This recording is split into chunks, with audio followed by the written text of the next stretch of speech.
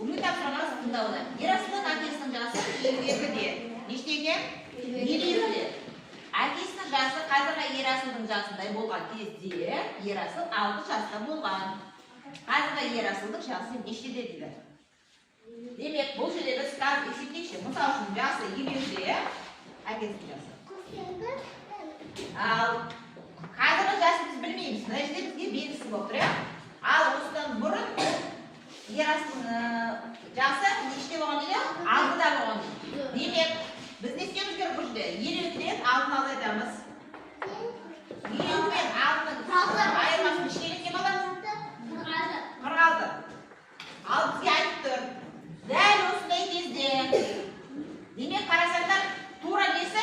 Жартысы. Демек, 46-ны біз нешеге бөледі екенбіз? 46-ны 2-ге бөлетін болса, қанша болады екен бала? Ойлап көрейікші. Жеке-жеке бөлетін болса, 4 мен 2-ні бөлінісі кеш. 4-ні 2-ге бөлсе қанша? 2. 6 мен 3-дің бөлінісі?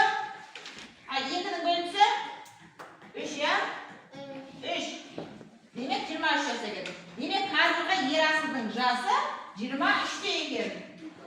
Себебі бізге айтқан еді басында. Ерасыл қазіргі жасында болған кезде 6 жаста болған еді. Демек, қазіргі Ерасылдың жасы 23-те екен.